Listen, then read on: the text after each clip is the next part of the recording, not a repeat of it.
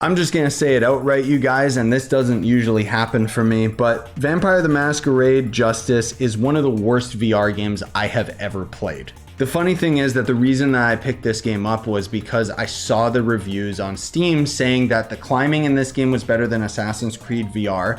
It's not. This is the most basic climbing in any VR game. And a lot of people were comparing the stealth gameplay to Dishonored, which I feel dishonors Dishonor, because this is the most bare bones stealth game you've ever experienced. The funny thing is, I've had a funner time playing indie stealth VR games than I have playing this. The only thing that Masquerade Justice has going for it is the graphics. It is a beautiful game, at least on PC. I've heard it's not as beautiful on Quest, which makes sense because the hardware isn't as good.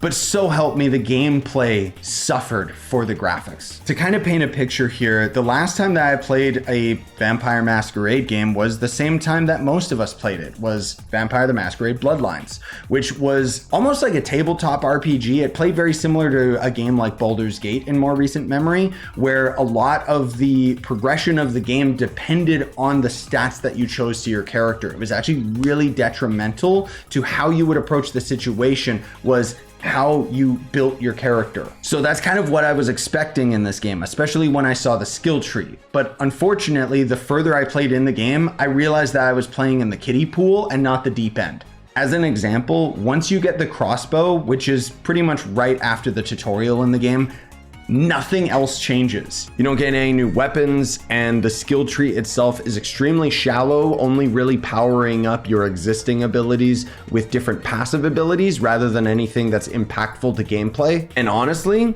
you don't need to have any better tools or weapons at your disposal because the enemies never change. From the tutorial to the final level, you will fight the same grunts over and over again. The funny thing is, I couldn't help but constantly compare this game to Assassin's Creed VR because the gameplay was strikingly similar. You could argue that Assassin's Creed Nexus was also a stealth game. The game was 20 hours long, you were constantly barraged with new upgrades and reasons to replay levels that you'd already been to because you could replay them with your new upgrades. Vampire Justice is 5 hours long, and the last 25% has you replaying the same 4 or 5 missions that you just played. This was not optional side quests, by the way. This was the main storyline. If it was half the price, like say 20 bucks, sure, maybe I'd recommend it.